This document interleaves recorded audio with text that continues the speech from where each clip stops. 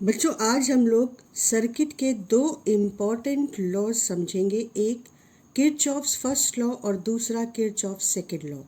और उसे समझने के लिए हमको कुछ बेसिक बातें पता होनी चाहिए, जैसे what is charging of a battery. अब सबसे पहले हम रिकॉल करेंगे अपना वो बेसिक प्रिंसिपल जो हम सर्किट के पोटेंशियल्स को डिसाइड करते समय लगातार बैक ऑफ द माइंड रख रहे हैं और पिछले कई क्लासेस में हमने उसको यूज़ किया है। और वो प्रिंसिपल ये है कि जब कोई चार्ज क्यू किसी फील्ड में चल रहा है तो change in potential at different points, दो पॉइंट कोई भी ले लो, तो इस पॉइंट से इस पॉइंट तक अगर ये चार्ज क्यू चलता है तो जो काम इसने किया या जो काम इस चार्ज पर किया गया वो काम divided by the charge magnitude, this will decide change in potential between these two points. और अगर हम इन्हें ए और बी नाम दे दें, इसका पोटेंशियल वी ए और इसका पोटेंशियल वी बी है, तो V of B minus V of A will be this work upon the charge which is moving, because of which this work is being done and because of which this potential is changed। और जो काम है वो ही charge की energy में change लाएगा। तो change in energy per unit charge, work done per unit charge, this is the reason behind change in potential. तो यहाँ पर हम एक जनरल टर्म यूज़ करेंगे, change in energy per unit charge. तो अब जब कभी भी वर्क करेगा कोई चार्ज पर या चार्ज खुद, तो एनर्जी में चेंज आएगा और उसे अगर आप उस चार्ज की वैल्यू से डिवाइड कर दोगे तो चेंज इन पोटेंशियल, यानी एनर्जी और पोटेंशियल का चेंज असल में एक ही कॉइन के दो साइड्स हैं। और अगर आप Q को 1 कूलम ले लो प्लस 1 कूलम, तो ये चेंज इन एनर्जी सीधे सीधे चेंज इन पोटेंशियल से जुड़ जाती है। तो अब हम यहाँ पर देखेंगे, ये एक बैटरी है जिसके टर्मिनल वोल्टेज या यूँ कहो कि जिसके टर्मिनल्स के बीच पोटेंशियल डिफरेंस V वोल्ट है, ठीक है। और ये 0 वोल्ट पर निगेटिव टर्मिनल को हम मान लेते हैं, तो डिफरेंस क्योंकि V वोल्ट है तो पॉजिटिव टर्मिनल V वोल्ट पर हो जाएगा। अब यहाँ से V वोल्ट पर होने का मतलब है कि चार्ज V वोल्ट पर होने का मतलब है कि चार्ज फुल एनर्जी लेकर बैटरी से चला, और क्योंकि इस पूरे ड्यूरेशन में चार्ज ने कहीं भी एनर्जी खर्च नहीं की, हम इसके रेजिस्टेंस को नेग्लिजिबल मान रहे हैं। तो जब वो इस पॉइंट पर पहुंचा तो उसके पास पूरी एनर्जी थी, और इसीलिए क्योंकि कहीं एनर्जी लॉस नहीं हुआ तो हम कहेंगे कहीं भी पोटेंशियल चेंज नहीं हुआ। कहीं एनर्जी चेंज नहीं हुआ तो कहीं पोटेंशियल चेंज नहीं हुआ, और ये पॉइंट का पोटेंशियल V वोल्ट ही रहा। अब जब चार्ज यहाँ पहुँचता है तो देखो यहाँ पर ये पॉजिटिव टर्मिनल है और ये निगेटिव टर्मिनल है। ये जो डिफरेंस है ये EMF ऑफ दिस सेल के बराबर है। अब इस EMF के यानी इस पोटेंशियल के डिफरेंस का मतलब ये हुआ कि यहाँ पर पोटेंशियल का डिफरेंस मतलब एनर्जी में चेंज आएगा। तो कैसे आएगा? ये हाई पोटेंशियल, ये लो पोटेंशियल, यानी पोटेंशियल डिक्रीज कर रहा है। अगर आप इस टर्मिनल का वोल्टेज E मानो और इसका 0 मानो, जो कि यहाँ पर ज़रूरत नहीं पड़ेगी, यहाँ पर आप क्योंकि आपने इसको 0 वोल्ट मान लिया है तो सर्किट में एक ही पॉइंट को आप 0 वोल्ट मान सकते हो, और वो 0 वोल्ट सर्किट के हर पॉइंट के रिस्पेक्ट में रहेगा। तो यहाँ पोटेंशियल का डिफरेंस E वोल्ट आया, मतलब कुछ कॉरस्पॉन्डिंग एनर्जी यहाँ पर चेंज हुई है। पॉजिटिव से निगेटिव गए हो, पोटेंशियल कम हो रहा है, यानी एनर्जी कम हो रही है। तो हमने यहाँ पर इस पॉइंट पर पोटेंशियल यानी एनर्जी V वोल्ट चार्ज की देखी थी, और जब वो इस पॉइंट से इस पॉइंट तक पहुँचा तो पोटेंशियल उसका कम हो गया, एनर्जी उसकी कम हो गई -E वोल्ट के बराबर। इसके कोरस्पॉन्डिंग कुछ चेंज एनर्जी में आया, तो पोटेंशियल जब कम हुआ तो मतलब एनर्जी कम हुई। इसके बाद जब वो यहाँ से गुजरा तो फिर से उसको कुछ एनर्जी खर्च करनी पड़ी। कितनी? अगर करंट आई फ्लो हो रही हो और इंटरनल रेजिस्टेंस इस सेल का आर है, तो यहाँ पर उसे आई आर का पोटेंशियल ड्रॉप हुआ, पोटेंशियल में कमी आई, क्योंकि एनर्जी में कमी आई चार्ज के, क्योंकि चार्ज ने यहाँ पर काम किया रेजिस्टेंस के अगेंस्ट। तो ये हायर पोटेंशियल है और ये लोअर पोटेंशियल है। इस बात को ध्यान रखना कि चार्ज करंट हमेशा हाई पोटेंशियल से लो पोटेंशियल चलती है। यहाँ पर पोटेंशियल का डिक्रीज हमने क्यों कहा था? क्योंकि यहाँ हाई पोटेंशियल टर्मिनल से लो पोटेंशियल टर्मिनल में चार्ज ने जर्नी की। यहाँ हम एनर्जी का ड्रॉप क्यों कह रहे हैं? क्योंकि यहाँ पर उसे रेजिस्टेंस के क्रॉस काम करके इस टर्मिनल तक आना पड़ रहा है, इस पॉइंट तक, और हाई पोटेंशियल से करंट लो पोटेंशियल में फ्लो करती है। तो यहाँ पर जो एनर्जी लॉस हुआ उसी को हम क्या कहेंगे? Potential drop. एनर्जी में कमी मतलब पोटेंशियल में कमी। तो यहाँ पर भी हम लिखेंगे कि इतनी एनर्जी तो खो गई। और जब यहाँ पर इस पॉइंट पर चार्ज पहुँचा तो ये पॉइंट का पोटेंशियल है 0 वोल्ट, क्योंकि ये नो लॉस वायर का नो लॉस एनर्जी वाला जोन है। तो अगर ये 0 तो ये भी 0। तो अब हम जहाँ पहुँचे उस जगह का पोटेंशियल कितना है? 0 वोल्ट। तो देखो मैंने कैसे लिखा, इतनी एनर्जी में से इस एनर्जी को डिक्रीज किया, इस एनर्जी को डिक्रीज किया, तो जहाँ हम पहुँचे वहाँ की एनर्जी मिली। तो हमने यहाँ इक्वल साइन लगाया और यहाँ पर जहाँ पहुँचे वहाँ की एनर्जी मतलब वहाँ की एनर्जी के कॉरस्पॉन्डिंग पोटेंशियल 0 वोल्ट लिख लिया। तो अब देखो V is equal to E plus I R. अब ये V क्या है? V इस टर्मिनल इन दो टर्मिनल्स का भी वोल्टेज है या पोटेंशियल डिफरेंस है, और V इन दो टर्मिनल्स का भी तो पोटेंशियल डिफरेंस है। देखो, यानी ये जो सेल है जिसकी इंटरनल रेजिस्टेंस आर है, उसके टर्मिनल के बीच का पोटेंशियल डिफरेंस भी V है। और ये सेल के ईएमएफ में इस एनर्जी को जोड़ने से मिल रहा है। क्यों है ऐसा? क्योंकि हमने तो रिलेशन पढ़ा था V is E minus I R, यहाँ पर E प्लस आई आर आ रहा है, यानी टर्मिनल वोल्टेज ईएमएफ से ज़्यादा है। तो उसको यहाँ इन दो बैटरी को एक साथ देखने पर समझ आएगा कि ये दोनों ही बैटरीज, इसका ईएमएफ कुछ और है और इसका ईएमएफ कुछ और है, लेकिन ये बैटरी तुम्हें पता है, देखने से समझ आ रहा है कि ये स्ट्रॉन्ग है इसके कंपैरिजन में। तो जब दोनों ही बैटरीज करंट सर्किट में फ्लो कराना चाहेंगी तो ये एंटी क्लॉकवाइज और ये क्लॉकवाइज करंट फ्लो कराना चाहेगी, लेकिन क्योंकि ये स्ट्रॉन्ग बैटरी है तो करंट की डायरेक्शन ये डिसाइड करेगी, क्योंकि सर्किट में एक साथ एक ही जगह पर दो डायरेक्शन में करंट नहीं फ्लो कर सकती।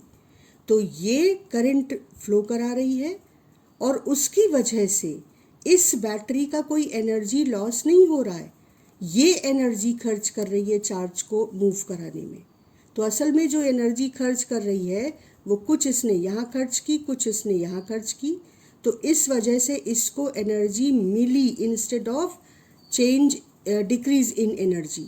जब बैटरी करंट फ्लो कराती है तो क्योंकि उसकी एनर्जी में डिक्रीज आता है, इसलिए टर्मिनल वोल्टेज ईएमएफ यानी कुल काम माइनस इंटरनल रेजिस्टेंस के अगेंस्ट काम अगर हम सब्ट्रैक्ट कर दें तो हमें पता चलता है कि भाई चार्ज को बैटरी के कुल काम का कितना हिस्सा मिला। एनर्जी और पोटेंशियल साइड बाय साइड एक ही कॉइन के दो साइड्स हैं, ये दिमाग में बराबर मेंटेन रहे। यहाँ पर लेकिन इस सेल को एनर्जी मिल रही है, इसलिए instead of energy decreasing and hence potential decrease, we are getting potential increase from this point to this point because it's charging, it is getting energy instead of discharging and providing energy. तो terminal voltage का EMF से ज़्यादा होना मतलब battery के काम को, energy को कुछ एडअप हो रहा है, ठीक, और वो ये एनर्जी इसके जो एनर्जी दे रही है वो एडअप हो रहा है। तो चार्जिंग ऑफ द बैटरी में बैटरी के या सेल के टर्मिनल का वोल्टेज उसके ईएमएफ से ज़्यादा होता है और ये ट्रू फॉल स्टेटमेंट में आपसे पूछा जा सकता है that terminal voltage is always less than EMF, true or false? So it's false. When cell is providing current, terminal voltage is less than EMF. When cell is getting charge, terminal voltage is more than EMF. Concept clear हुआ? अब दूसरा point समझो। आप इस resistance को देखो और current की डायरेक्शन को देखो, करंट ए से बी जा रही है, इसका मतलब कि ये हाई पोटेंशियल पॉइंट है और ये लो पोटेंशियल पॉइंट है क्योंकि करंट हमेशा हाई पोटेंशियल से लो पोटेंशियल जाती है। तो जब करंट इस तरीके से फ्लो कर रही है तो हमको पता है कि यहाँ पर जो चार्ज है वो ज़्यादा एनर्जी के साथ आया, एंटर किया, इस रेजिस्टेंस के अक्रॉस उसने एनर्जी को खर्च किया और इस पॉइंट तक पहुँचा। तो यहाँ पर एनर्जी यहाँ से कम होगी, तो यहाँ पर पोटेंशियल इस पोटेंशियल से कम होगा। मतलब अगर मैं कहूँ कि potential of B minus potential of A तो ये होगा negative, potential of A minus potential of B ये होगा पॉजिटिव क्योंकि ए का पोटेंशियल बी के पोटेंशियल से ज़्यादा है। अब अगर आप बी से ए चलोगे तो आपको इस आई आर के ऑपोजिट चलना पड़ रहा है। ज़रा ध्यान से देखना, अगर आप बी से ए जा रहे हो तो आप लो पोटेंशियल से हाई पोटेंशियल जा रहे हो, तो final potential minus initial potential ये क्या हो जाएगा? पॉजिटिव, क्योंकि ए का पोटेंशियल बी से ज़्यादा है। लेकिन अगर आप ए से बी जा रहे हो, करंट की डायरेक्शन में जा रहे हो, तो final potential minus initial potential, ये क्योंकि लॉस इन एनर्जी है तो ये डिक्रीज इन पोटेंशियल है और आपको final minus initial potential negative मिलेगा। ये कॉन्सेप्ट और ये कॉन्सेप्ट ध्यान रखते हुए अब हम किरचॉफ लॉ के पहले सेकंड लॉ को समझेंगे। अब हमने पिछले कुछ क्लासेस में लगातार प्रैक्टिस की है कि जब हम एनर्जी लेकर चले चार्ज के साथ तो हम देखें कि कहाँ कहाँ एनर्जी खर्च हुई है, कितनी खर्च हुई है, और फिर अकॉर्डिंगली हम potential of different points circuit के लिखते हुए वापस अपनी जर्नी कंप्लीट करें। तो वो हम पहले यहाँ पर करेंगे और उसको ही करते करते हम किरचॉफ के सेकंड लॉ को अपने सामने पाएंगे। तो एक अच्छा खासा सर्किट हमने ले लिया जिसमें एक नहीं तीन बैटरीज हैं और इन तीन बैटरीज का अगर तुम देखो तो जो ओरिएंटेशन है वो डिफरेंट है। ये एंटी क्लॉकवाइज करंट फ्लो कराना चाहती है, ये भी एंटी क्लॉकवाइज, लेकिन ये क्लॉकवाइज। अब इंटरेस्टिंग ये है कि इसका जो स्ट्रेंथ है, इसका जो पोटेंशियल डिफरेंस है वो 12 वोल्ट है, इसका 2 वोल्ट, इसका 2 वोल्ट। ये तो इसके सपोर्ट में ही करंट फ्लो करा रही है, तो इसका तो इससे कोई झगड़ा है नहीं, लेकिन ये इसके ऑपोजिट करंट फ्लो कराना चाहती है। तो ऑब्वियसली 12 वोल्ट की बैटरी जीतेगी और वही डिसाइड करेगी कि करंट कैसे फ्लो करेगा। तो हमने कहा कि करंट ऐसे फ्लो करेगा। अब अगर कोई कहे कि करंट कितना फ्लो करेगा तो बहुत आसान है, जो सेम डायरेक्शन में करंट फ्लो कराना चाह रहे हैं उन सारे सेल्स के पोटेंशियल डिफरेंसेस को ऐड कर लो और जो ऑपोजिट डायरेक्शन में कराना चाह रहे हैं उसको उन पोटेंशियल डिफरेंस में से माइनस कर दो। ये वीक है तो इसके 2 वोल्ट को आप 12 वोल्ट प्लस 2 वोल्ट में से माइनस करेंगे तो आपको ये पता चलेगा कि कितना टर्मिनल वोल्टेज करंट को फ्लो कराने में लगा हुआ है। तो अगर आप नेट ईएमएफ या नेट वोल्टेज या नेट पोटेंशियल डिफरेंस सर्किट का निकालना चाहें तो आपको 12 वोल्ट में इसकी वोल्टेज ऐड करनी चाहिए क्योंकि ये दोनों सेम डायरेक्शन में करंट फ्लो कराना चाहते हैं, और इसकी माइनस करनी चाहिए क्योंकि ये ऑपोजिट, यानी ये इस करंट के रास्ते में ऑपोजिशन पैदा कर रहा है। तो ये 2 और ये रिजल्ट हो जाएगा आपका 12 वोल्ट। अब सारे के सारे रेजिस्टेंस सीरीज में हैं क्योंकि जो करंट चलेगी वो सेम करंट इससे और इससे पास होगी। तो अगर करंट सेम है मतलब रेजिस्टेंसेस सीरीज में है, तो ये 2 ohm plus 2 ohm plus 2 ohm that is 6 ohm. तो resistance of the circuit is R total is 6 ohm. तो करंट कितनी फ्लो करेगी? करंट फ्लो करेगी V upon R that is 6, that is 2 ampere. Current decide हो गई तो हमने यहां पर मार्क कर दिया कि करंट है 2 एम्पियर। अब हम यहां से जर्नी स्टार्ट करते हैं कि चार्ज जो चला, जो करंट को कॉन्स्टिट्यूट कर रहा है, वो पूरी एनर्जी लेकर यहां से चला। जब वो यहाँ पे आया तो कोई एनर्जी खर्च नहीं हुई, इसलिए जो पोटेंशियल 12 वोल्ट का यहाँ था वही पोटेंशियल 12 वोल्ट का यहाँ भी है। लेकिन अब इस रेजिस्टेंस के ऑब्स्ट्रक्शन के अगेंस्ट चार्ज एनर्जी खर्च करेगा, और कितनी खर्च करेगा? I into are. I है 2 एम्पियर और R है 2 एम्पियर, दैट इज 4 वोल्ट। तो इतने पोटेंशियल का ड्रॉप होगा, 4 वोल्ट का ड्रॉप होगा, और उसके कॉरस्पॉन्डिंग एनर्जी का खर्च होगा। यानी 4 वोल्ट 1 कूलम चार्ज अगर यहाँ से यहाँ जाएगा तो वो एक्चुअली कह सकते हो 4 जूल एनर्जी खर्च कर देगा।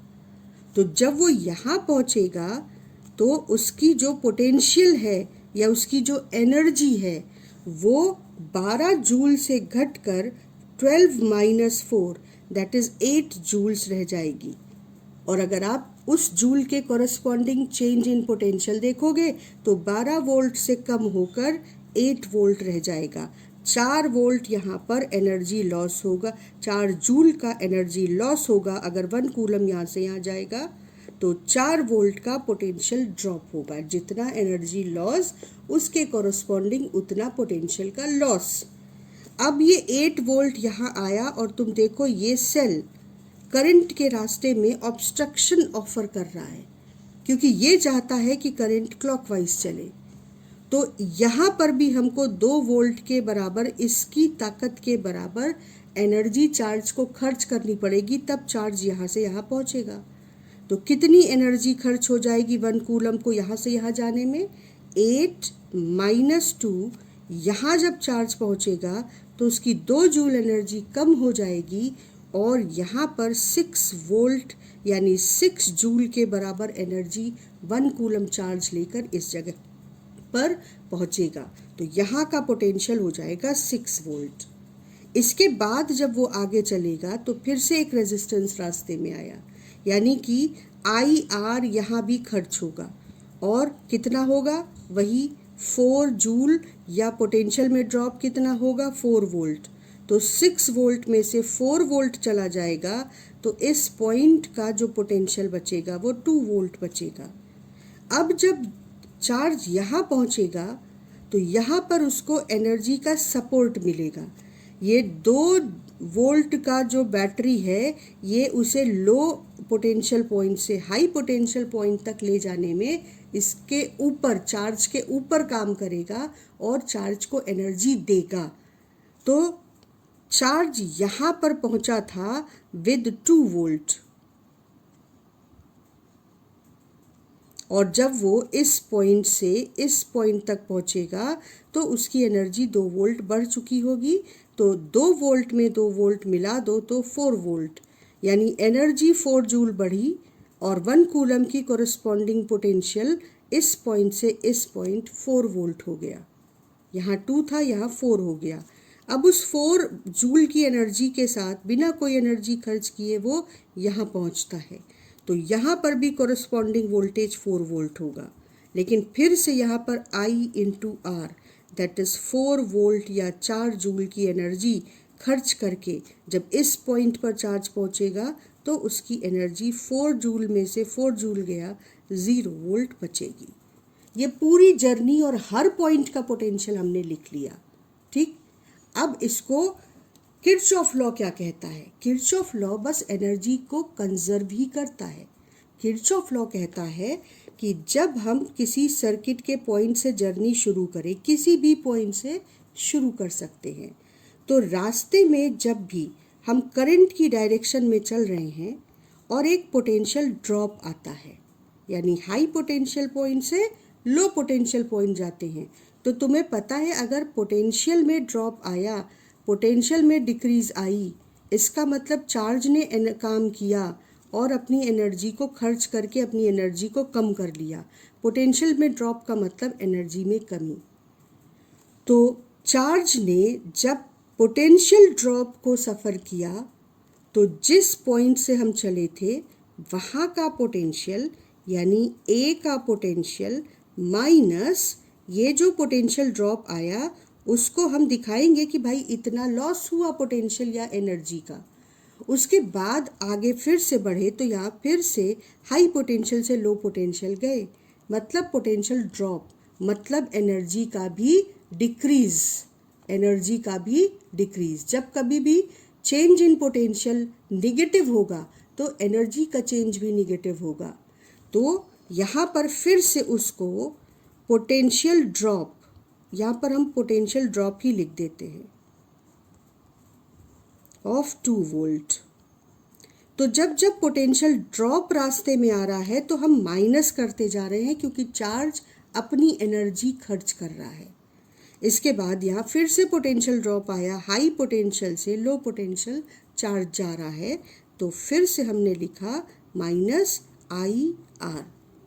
यहाँ पहुँचे हम तो यहाँ पर हम लो पोटेंशियल से हाई पोटेंशियल जा रहे हैं। हमने देखा कि यहाँ पर बैटरी चार्ज पर काम करेगी और बैटरी को चार्ज को एनर्जी मिलेगी। तो चार्ज इस पॉइंट से इस पॉइंट तक जब पोटेंशियल राइज में पहुँचा तो एनर्जी क्योंकि जुड़ी चार्ज के एनर्जी में, तो हम उसको पोटेंशियल राइज, जो भी बैटरी का टर्मिनल वोल्टेज था वो पोटेंशियल राइज प्लस साइन के साथ लिख लेंगे।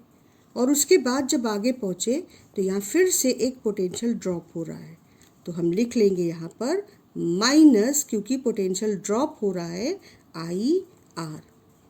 और तब हम पहुँच गए इस पॉइंट पर। इस पॉइंट का नाम हमने दिया है आई, तो ये हो गया पोटेंशियल ऑफ आई। तो अगर आप वी ए और इसे भी इधर ले आओ, minus V I minus potential drop, minus potential drop, minus potential drop plus potential rise, minus potential drop is equal to 0, क्योंकि हम वी आई को इधर ले गए। तो किरचॉफ लॉ कहता है कि जब हम एक क्लोज लूप में जहाँ से चले वहीं पर जर्नी ख़त्म करें तो जितने पोटेंशियल ड्रॉप्स हैं उनको प्लस साइन के साथ और जितने पोटेंशियल राइज हैं उनको माइनस साइन के साथ लिख कर टोटल करें तो सम 0 आना चाहिए। ये V A minus V I, V A minus V I, देखो यहाँ से यहाँ चले थे हम, है ना। हम जब जर्नी इस तरीके से कंप्लीट किए थे तो हम यहाँ से ए तक पहुँचने के लिए आई से लो पोटेंशियल पॉइंट से हाई पोटेंशियल पॉइंट यहाँ गए थे, यानी ये एक पोटेंशियल राइज आया था चार्ज के रास्ते में, तो ये देखो प्लस साइन के साथ है।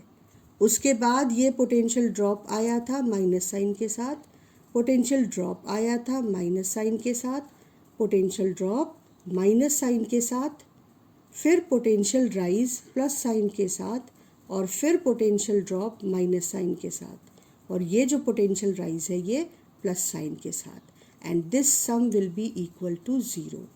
और अगर इसे स्टेटमेंट के फॉर्म में लिखे तो लिखेंगे, so Kirchhoff second law says that algebraic sum of all potential changes in a closed loop is equal to 0. ठीक, algebraic sum of all potential changes in a closed loop is equal to 0. और ये है क्या, हमने बस देखा था ना कि एनर्जी जितना लेकर चले उसमें से जो एनर्जी कम होती गई वो माइनस करते गए, जो एनर्जी मिली वो प्लस करते गए, और हमको जिस पॉइंट पर हम पहुँचे वहाँ के चार्ज की एनर्जी पता हो गई, या उस पोटेंशियल उस एनर्जी के चेंज को हमने कैलकुलेट कर लिया, and that is equal to total energy lost plus total energy gain.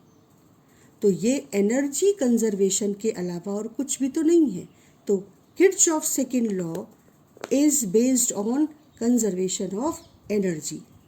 ये दोनों पॉइंट्स हम लोग नोट करेंगे, ये बहुत इम्पॉर्टेंट है, और स्टेटमेंट भी बहुत पूछा जाता है। और ये वाला कि वो किस एनर्जी किस लॉ पर बेस्ड है, किर्चॉफ सेकंड लॉ, ये दोनों क्वेश्चंस फ्रीक्वेंटली पूछे जाते हैं। अब किर्चॉफ्स फर्स्ट लॉ की बात करते हैं, इसे जंक्शन लॉ भी कहते हैं। जंक्शन उस पॉइंट को कहते हैं जहां कई ब्रांचेस सर्किट की आकर मिलती हैं। किर्चॉफ्स फर्स्ट लॉ कहता है कि algebraic sum of current at a junction is always 0। मतलब अगर यहाँ करंट आ रही है, ये करंट आ रही है, तो I1 प्लस I2 को फिर बाहर एग्जिट भी करना होगा, क्योंकि इस पॉइंट पे चार्ज रुकेगा नहीं, एक्यूमुलेट नहीं हो सकता। तो I1 प्लस I2 यहाँ से एग्जिट होगा, तो I3 will be equal to I1 plus I2। जितनी करंट आई उतनी करंट को जंक्शन छोड़ना भी होगा। तो एल्जेब्राइक सम का मतलब हुआ कि जो करंट जंक्शन की ओर जा रही है उसे अगर हम पॉजिटिव ले लें, तो जो करंट जंक्शन लीव कर रही है उसे निगेटिव लेना पड़ेगा, और I1 प्लस साइन के साथ प्लस I2 प्लस साइन के साथ, और क्योंकि ये जंक्शन को छोड़ रही है तो I3 माइनस साइन के साथ, ये algebraic sum of all the currents at the junction should be 0। इसका असल में सिंपल मतलब है कि जितनी करंट आई उतनी ही करंट जंक्शन को छोड़ेगी ज़रूर। तो I3 will B I1 plus I2। ठीक, अब इस बात को आप थोड़ा सा ऐसे समझिए कि हम इस लॉ को इंस्टेड ऑफ सेकेंड लॉ, इस लॉ से सवाल जितने भी बोर्ड के क्वेश्चंस आए हैं वो सब अटेम्प्ट करें, क्योंकि ये लॉ सवालों के लेंथ को बहुत छोटा कर देता है। तो देखो, मैंने इस टर्मिनल को या इस पॉइंट को नाम दे दिया पॉइंट नंबर 1, इसे पॉइंट नंबर 2 और इसे पॉइंट नंबर 3। ठीक है, और ये जो जंक्शन था इसे मैंने बोला जंक्शन X। इसका पोटेंशियल Vx, इसका पोटेंशियल मान लो V1, इसका पोटेंशियल V2 और इसका पोटेंशियल V3। अब जंक्शन लॉ क्या कहता है, I1 plus I2 plus I3, I1 plus I2 minus I3 is equal to 0। ठीक है, तो हमने I1 की जगह पर क्या लिखा देखो, higher potential minus lower potential divided by resistance is equal to I1। इसी तरह से higher potential minus lower potential upon R2 is I2, और higher potential minus lower potential divided by R3 is I3। और क्योंकि ये junction को छोड़ रहा है तो minus I3 is equal to 0। अब अगर तुम इसे माइनस से मल्टीप्लाई कर दो पूरी इक्वेशन को, तो देखो ये वाला टर्म हो जाएगा Vx माइनस V1, ये वाला टर्म हो जाएगा Vx माइनस V2, और इसमें माइनस साइन इस माइनस को प्लस बना देगा, और ये Vx minus V3 upon R3 is equal to 0। अब इसे गौर से देखो, इसमें हमने Vx में से V1 को माइनस किया है, Vx में से V2 को माइनस किया है, Vx में से V3 को माइनस किया है। यानी x को हमने अगर हायर पोटेंशियल माना तब जो इक्वेशन लिखी, और जब मैंने करंट की डायरेक्शन के अकॉर्डिंग इक्वेशन लिखी, दोनों बिल्कुल इक्वल हैं, क्योंकि इसे माइनस से मल्टीप्लाई करके आपको ये मिल रही है।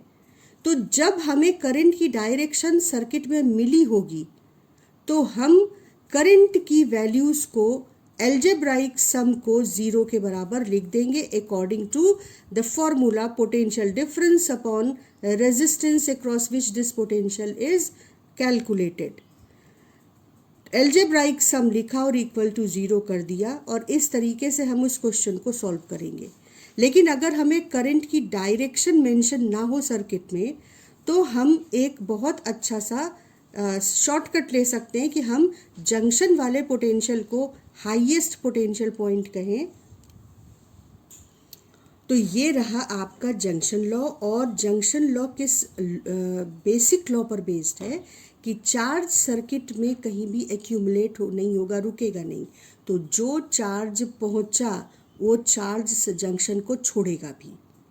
ठीक, तो इसको और इसका स्टेटमेंट ये रहा और इस बेसिक लॉ को भी हम लोग नोट कर लेते हैं that junction law is based upon charge conservation. और ध्यान रखना ये दोनों, जैसा मैंने बताया, कि बहुत ज़्यादा इम्पॉर्टेंट क्वेश्चंस हैं। ठीक, अब हम लोग एक क्वेश्चन सॉल्व करते हैं किसी ईयर का लेकर और देखते हैं कि अगर हम जंक्शन लॉ से सॉल्व करें तो वो क्वेश्चन कैसे छोटा हो जाता है। समझने के लिए मैंने 2013 का क्वेश्चन लिया है क्योंकि जो जितना पुराना क्वेश्चन है उसकी तरह का क्वेश्चन या शायद वो ही क्वेश्चन रिपीट होने के बड़े चांसेस होते हैं। इस क्वेश्चन में उन्होंने तुमको I1, I2 और I3 की डायरेक्शन दे रखी है, देखो, और कहा है कि इस सर्किट में I1, I2, I3 बताओ। तो क्योंकि डायरेक्शन दे रखी है तो हमें हायर और लोअर पोटेंशियल पता है, ठीक है ना। लेकिन करने का तरीका क्या होता है, जो स्मार्ट मेथड है वो ये कहता है कि आप किसी पॉइंट को सर्किट के 0 वोल्ट मेंशन कर दो, किसी पॉइंट को जो सूटेबल लगे। जैसे ये और ये दोनों निगेटिव टर्मिनल यहाँ पर हैं तो मैं इस जंक्शन को 0 वोल्ट कह रही हूँ। अगर ये 0 वोल्ट है तो 21 वोल्ट बढ़कर 21 वोल्ट का राइज है यहाँ पर, ये पॉइंट 21 वोल्ट हो जाएगा। ठीक, अब ये पॉइंट का पोटेंशियल हमको पता नहीं है तो इसको हम लिख देते हैं x। ये पॉइंट का पोटेंशियल नहीं पता है तो इसे x लिख दो। अब ये कनेक्टिंग वायर से जुड़ा हुआ है, कोई एनर्जी लॉस नहीं, तो ये अगर x तो ये भी x, तो इस पॉइंट की वैल्यू भी x और इस पॉइंट का वोल्टेज भी x, ये सब x पॉइंट हो गए। ठीक है, तो ये 0 वोल्ट, ये x वोल्ट, ये x वोल्ट, ये x वोल्ट। अब जंक्शन पर जंक्शन लॉ यूज़ कर लो। जंक्शन लॉ कहता है कि I3 जा रही है और I2 और I1 लीव कर रहे हैं जंक्शन को, तो I1 और I2 तो माइनस हो जाएंगे और I3 प्लस हो जाएगा। तो I3 कैसे लिखोगे, x माइनस 0/5 लिख दिया हमने प्लस साइन के साथ, x माइनस 0/5। इसके बाद I2 को माइनस साइन के साथ लिखना होगा क्योंकि जंक्शन छोड़ रहा है। तो I2 कैसे लिखेंगे, देखो, ये है 21 वोल्ट और ये है x, तो 21 माइनस x/3, एक तो माइनस साइन के साथ, दूसरा 21 वोल्ट माइनस x वोल्ट/3। इसी तरह से यहाँ देखो तो ये 0 वोल्ट था और 17 वोल्ट ऊपर जाकर हम यहाँ पहुँच रहे हैं तो इसका 17 वोल्ट पोटेंशियल है। तो अब आप I1 कैसे लिखोगे, 17 माइनस x/2, क्योंकि लीव कर रहा है जंक्शन तो माइनस साइन के साथ। ठीक, 17 माइनस x/2 और ये sum algebraic sum of all the currents at the junction is 0। इसको कैलकुलेट करते ही आपको x पता चल जाएगा।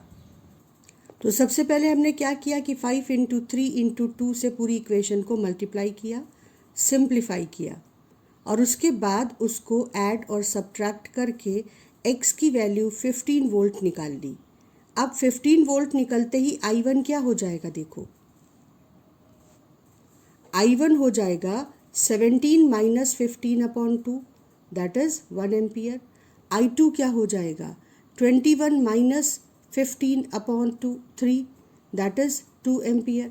और I3 क्या हो जाएगा, 15 - 0/5 दैट इज़ 3 एम्पियर।